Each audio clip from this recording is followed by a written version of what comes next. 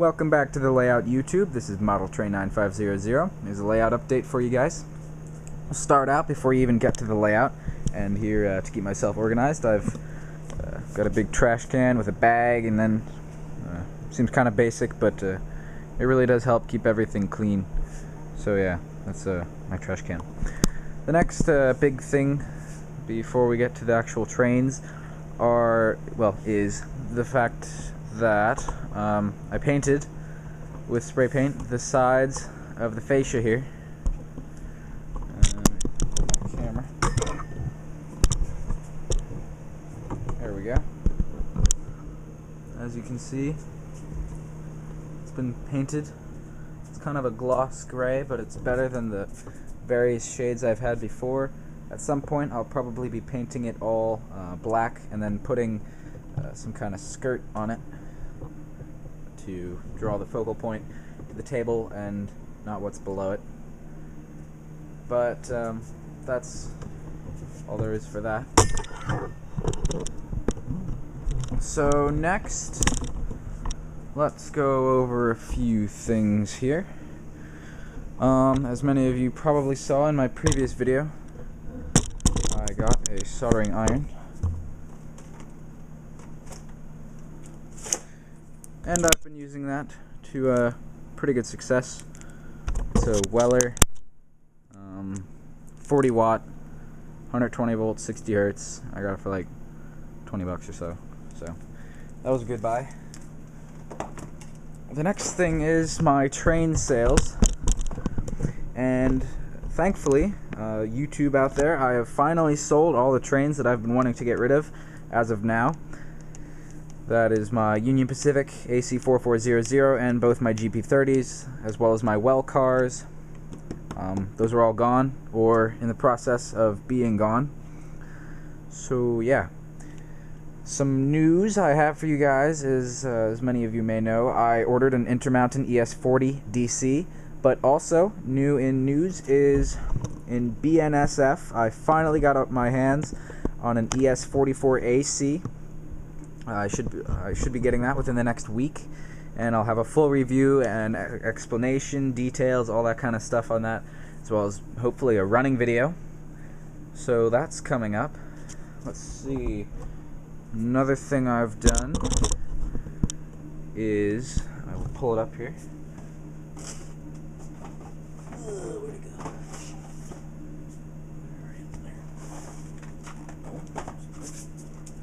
Forgive me, YouTube, I'm trying to locate a box. Oh, there we go.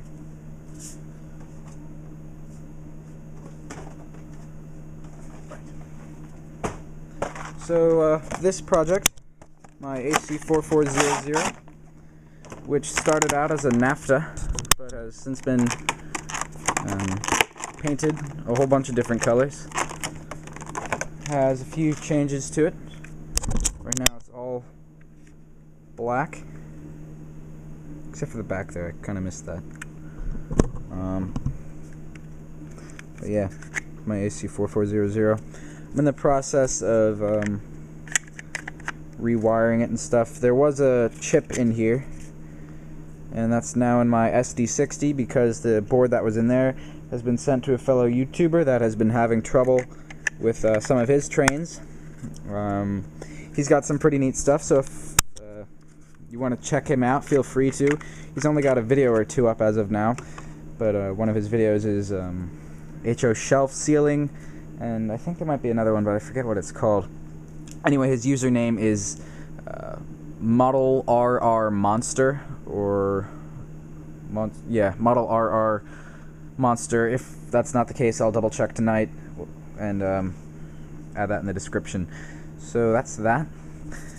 Something you guys might have been seeing, which is some pretty big news for me here, is if you look closely, you'll see that despite the fact that there's a whole bunch of little hairs on here from when I was painting it before, this has been done with what looks like to be spray paint, and also there's this filmy, well not film, kind of dusting of another color on, and this side I've got a brownish. That is because I have gotten myself an airbrush, and I've been toying around with it a little bit. So If you watch my videos, I haven't done really much weathering in the past, and that's because I haven't had a good means of doing it. But now I finally got an airbrush, and I will be working with that a lot. This is the airbrush I got. It's Central Pneumatic. Harbor Freight is where I got it. It was $15. It's a dual action. It comes with everything you see here. The one thing it doesn't come with are extra jars or tubing to attach to an air compressor. But it works great. It looks cool. Double action, so you push down and then you can pull back. And there's the front. It's a nice airbrush. I recommend it if any of you guys are trying to get into airbrushing. So yes, with my airbrush I have a 2.5 gallon, 2.5 horsepower air compressor, and that's attached all the way over there under a box. There's the box. It's really loud, which is why I have it all the way over there. And then I have tubing, which I also got at Harbor Freight. And then that goes my airbrush. Some things that I am going to go over are the paints that I've used. I've used floquil. Mostly I've used the grimy black. Now this is enamel paint, which I have been using, but I'm going to stop using it, mainly because I'm tired of cleaning it. It's annoying. So what I'm going to be moving to is this poly scale, which I believe, I know for a fact this is acrylic, but I believe they've been taken over by floquil. So what I plan to do is order a whole bunch of floquil acrylic paints to continue with my weathering. So, as I said, I've been doing a little weathering. I'll show you some of the work I've done so far. This is my P&LE boxcar. It's kind of started out like this. There's a little bit of dust, grime, weathering, and then finally I've faded. Maybe get some better lighting here. Faded and grimed it up. That's what it looked like before. That's what it looks like now, and I faded the top a bit. So that's what it looks like on the layout, and there's it compared to a tank car I have.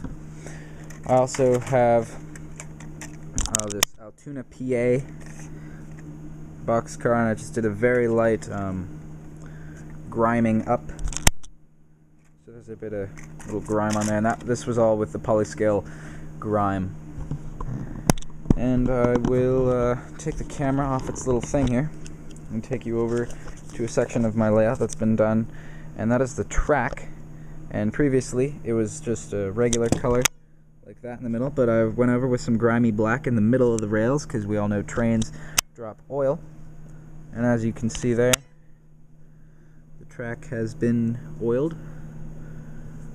Well-oiled machine. And on my sideline here, I have I've put a little extra there. I don't know why. I just think it looks kind of cool to have various levels, add some realism. And down here at my switch, I know it's a lot, but I think it looks really good. Let's see, you can see that. Another thing I weathered was this Peabody coal car. The coal didn't look great on top, but now I think it looks pretty good. And I weathered the top here, so it looks like the coal dust has been spilled up along the top, like that. Also, this is Burlington, which I had dry brushed a long time ago, but now I added some grime airbrush, so I'm pretty happy with how that turned out. It's not a super heavy weathering job, but for the most part it looks pretty good. And I'm getting close to the end here. This is my Atlas Trainman GP38-2 in Conrail, and kind of messed up on the front there. That cuts off sharp, but I'll play that off as a little oil spill, or some guy went by with a brush, maybe his shoulder brushed against the dust on the side of the locomotive, and that's why it looks really sharp clean there. But as you can see, it's kind of been dusted up a bit on the bottom, bit of grime. I really like how the grime looks. It brings out the detail in the trucks. I'll probably go over it with a little gray and then some more grime, but that's after I will get my poly scale or floquil acrylic. And now I'll put the camera back on the tripod over here and show you a few final things that I've been doing.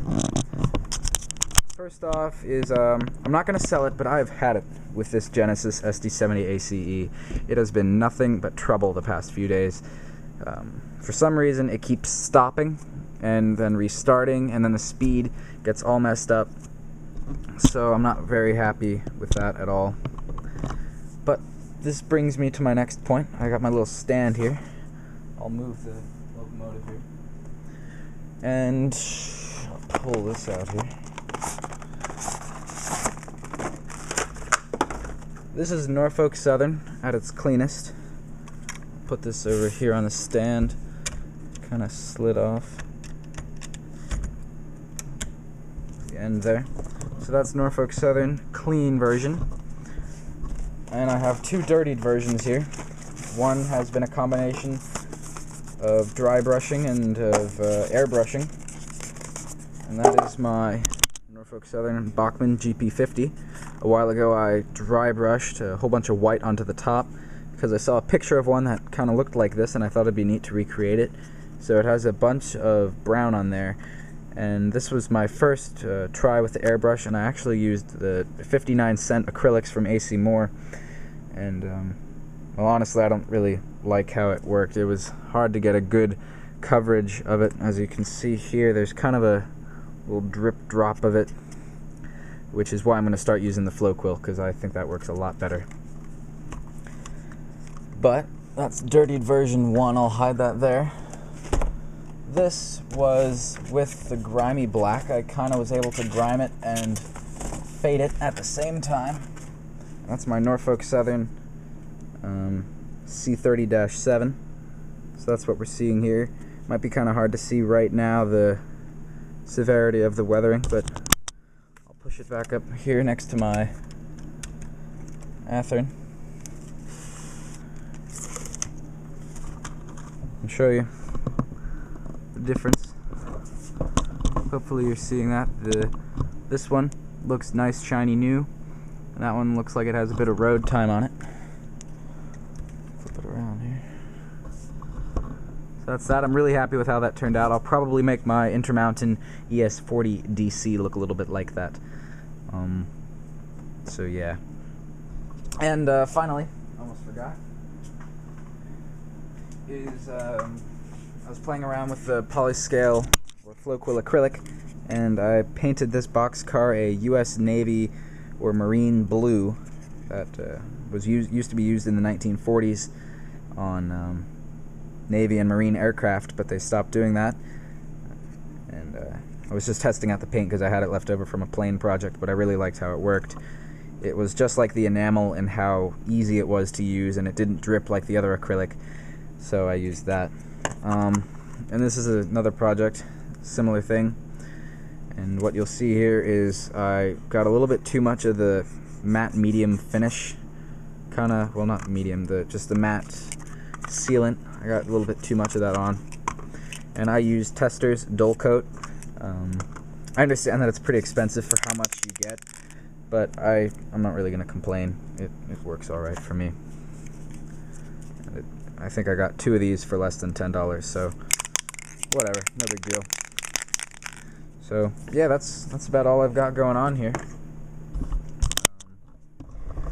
I spilled some paint on the yard there, you might see that. And let's see, I airbrushed some of this in here to give it a bit of a whitish look. I'll probably dull that down again. These are my finished, what do you call them, wood reefers, and they turned out kind of nice. I faded them a bit. It's hard to tell on that one. There we go, that's the faded one. So yeah, that's it for this layout update. Thanks for watching. I have a review out on those wood reefers there. Hopefully I'll have that up within the next few days. But that's it for this layout update. I should be getting my Intermountain BNSF ES44AC in within the next week, and I'll definitely be playing around a lot more with the airbrush. So if you guys have any questions, comments, or want to talk about trains, send me an email or comment in the box below. But otherwise, thank you for watching, and look for more videos in the future.